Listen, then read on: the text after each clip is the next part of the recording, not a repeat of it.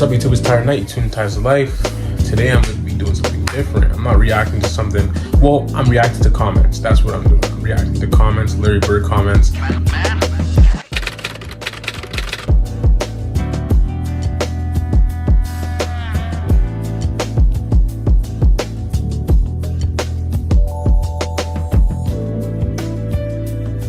On my previous videos, and I'm just giving my opinion on them because sometimes I'm not always responding because I'm very busy.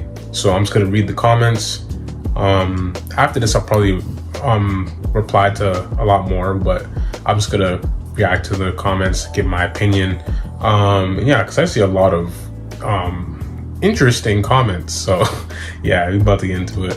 Like, comment, subscribe, share. I'm trying to get to 1,000 subscribers as soon as possible. I'm at 623 right now. So all I need is about 377 subscribers to get there. So just hit that like button to help with the algorithm and getting my my video on the recommended page and get more people to click on this video so we can get this channel flowing and try to get this channel to 1,000 subscribers and so we can get some motion on this channel. But yeah, we're about to get into the video. Like, comment, subscribe. All right, so I'm gonna be reading some comments from my video, which was called Larry Bird Trick Shots 1985 NBA All-Star Game reaction video. So yeah, I noticed when some of these comments were interesting, kind of funny to be honest. But yeah, I read these comments before, so to give my take on them. All right, first comment. You could be blind and follow a Celtics game. All you have to do is listen to the net rip. Yeah. Yeah. Watching Larry Bird, you don't even have to even watch the game. You just listen to it, you know that it's a Larry Bird playing. Like, just hearing that swish, you just hear the man going to work. That's what I was saying in this video. It's just like the switch is so exaggerated. I think that's what they used to do in the NBA, or they still do now, where the mic, I don't know if they have a mic on the actual rim, but the swish, you just hear it so clearly. It's just like, it's like poetry in motion. It's just like music to the ears, like the swish, and you can just listen to that and not even watch the game, and you just know Larry Bird is going crazy. Just Larry Bird for three, like, it's just, yeah, I know what he's saying. And that was Andy Bilak Show 260. Move on to the next video to read the comments. All right, Bird is the word. 15 minutes of Larry Bird highlights reaction video part 2. Oh my gosh, the spin move, the pump fake, and the pass fake into the shot. Come on now. Pure fundamentals.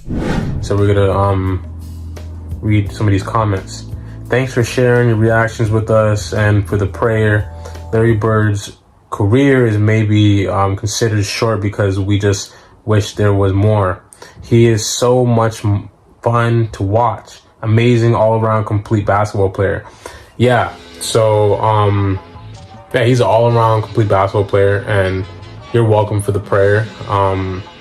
Honestly, at the end of the videos, I feel like God is calling me to pray, and whoever's listening and whoever receives the prayers for them, and hopefully if you're watching this, you haven't received anything from my prayers, I pray that you receive it one day, or you receive it from someone else. It doesn't have to be from me.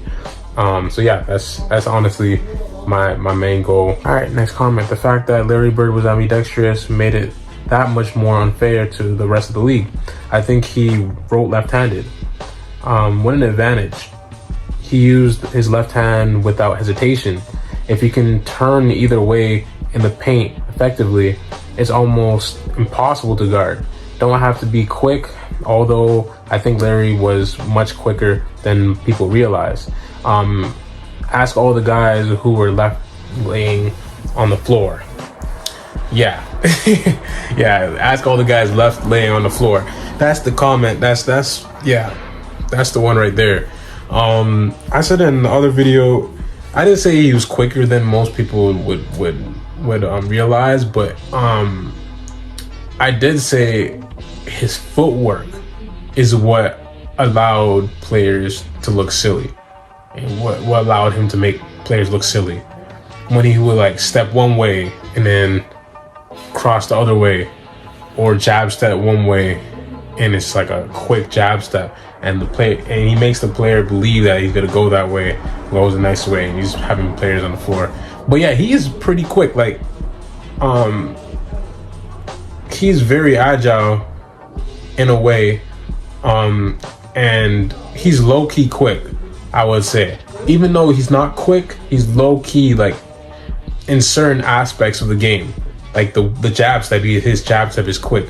His reaction time to players, like the defenders or whatever, and his ability to step one way and like super quick, like he's about to go to the basket and not go to the basket and go the other way, is very underrated, and is not spoken about enough in the basketball community, in the NBA community,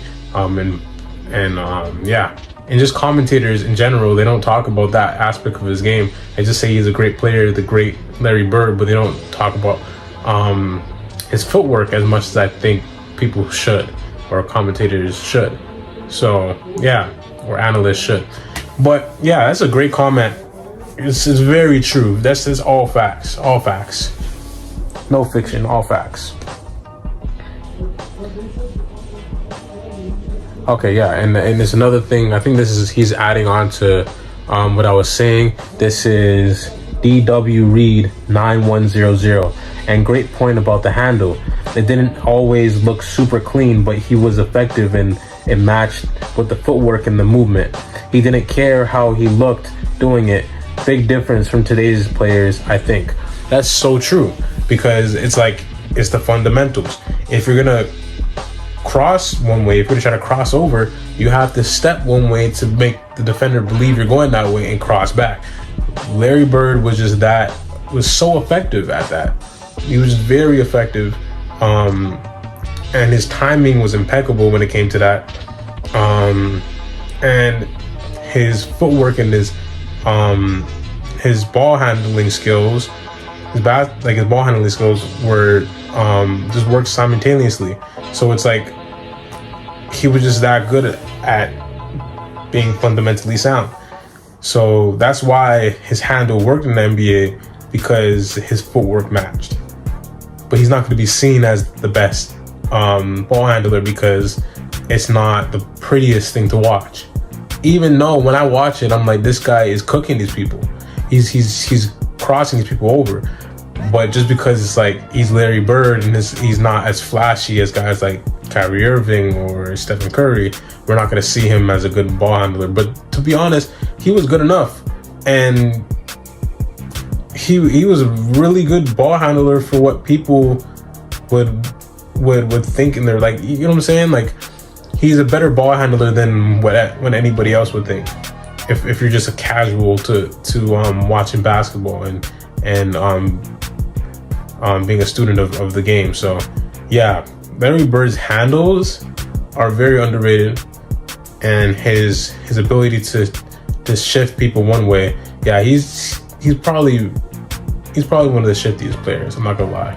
If you really think about it, and you watch his highlights, he's extremely shifty. And I don't think your handle has to be that crazy for you to be shifty. You just have to know how to step one way. You have to be good with your timing. You have to be great with your footwork. It has to work simultaneously with your handle. It's an art to it, and people don't really realize that. And even in the other videos, I showed that Kyrie clip of him talking about it. Your ball handling has to work with your footwork all the time. So yeah, it's a great comment. Another person said, excellent analysis on the ball handling and footwork. Never thought of that. Yeah. Really, I always had that in mind, and then when I saw the Kyrie video, I was like, yeah, that's why there's certain players that are so good at ball handling and so good at shifting the defender another way, because they really know like the art of of having good footwork and what it does to creating space and getting yourself to the basket and get yourself open. So yeah, When you say he did this or that to get himself into a good position to score, I say he did this or that to get someone on his team a good position to score. Yeah, that's so... Yeah, I get what you're saying. That's so true. Not even just scoring, because there's times where he does that, where he gets himself open, or he will like fake another way, the defender will go to the next way, and he gives him an opportunity to give an assist. He's so good with that too. He creates opportunities to score, or creates opportunities for his teammates to score. So that's so true. What's this guy's name? Cindy Knudsen 2715. Yeah, that was a great comment. I understand that. Yeah, and yeah, that works well with having good footwork. He's definitely a team player, and he's definitely a guy that gets his teammates involved, and his footwork and all his fundamentals that come about on the court that you can see gets his teammates open and gets his teammates opportunities to score. So yeah, psychology is also art of the game. Bird was at war. It wasn't a game. That's so true. This is a trash talking video. Yeah, psychology. So getting into someone's mind is definitely art. That's talked about a lot, actually. A lot of players do that. Kevin Garnett, Draymond Green, Gary Payton, and these are a lot of like defensive players. Like they're like defending you, and they're trying to get into your head to stop you. And once they get into your mind, that's half the battle. Well, more than half, because if your mind is not there, you're not playing well. You're not playing well at all. And I know that as a basketball player, if I'm mentally checked out of the game, I'm not playing well. If I'm focused and I know what I'm gonna do on the court, and I'm relaxed, and I'm not letting any outside noises get into my mind, I'm playing well. But if there's things that are throwing me off, and my mind's just not there, it's not going to work. So once you get into someone's head, you got them. And then, especially if you're a great basketball player, you can back it up, then the game is in the bag. It's in the bag. You won already. So yeah, it's definitely an art. It's not a lost art, because they're still doing it nowadays. But some people are just soft, and it might be a lost art because refs are so soft nowadays, and they don't allow any of that, and they hear any of it, it's a tech right away. So yeah, but players still do it today, get techs for it, but it might pay off, or it might hurt them, because free throws, when it gets to a certain point and they have to shoot free throws for techs. But yeah, it's not a lost art, but it's diminishing kind of, because the NBA is getting soft. But yeah, definitely Larry Bird was one of the best trash talkers of all time. He's definitely up there. He might be the best trash talker of all time. But then again, if you're not actually out there and playing and hearing all the trash talk, you don't really know. But from what I've heard, it's Larry Bird, Kevin Garnett, those type of guys, and Gary Payton, Jordan, Kobe, all those guys. So yeah, like, comment, subscribe. That's the end of the video. Let me know if you want me to do more videos like this. Just giving my take on the comments. Yeah, this was a great video. It was different. It's not just a reaction video. I'm trying to try different things. So let me know if you guys like this video. Yeah, so stay blessed, stay lit. I'm gonna pray. So in the name of Jesus, I pray whoever's watching this video, God bless them. In the name of Jesus, allow them to have wisdom, knowledge, and discernment. Allow them to have courage to go out and do things that makes them uncomfortable, but that will allow them to grow in their faith, in their mind, in their body, in their soul, and in their spirit. Allow them to not be cowardly. Allow them to not fear anything but God. In the name of Jesus, allow them to keep God as the main thing. In the name of Jesus, allow them to step out their comfort zone, like I just said, and allow them to just be the best person they can possibly be, And the only way they can do that is if they keep God first, and if they keep God as the main thing. So in the name of Jesus, I pray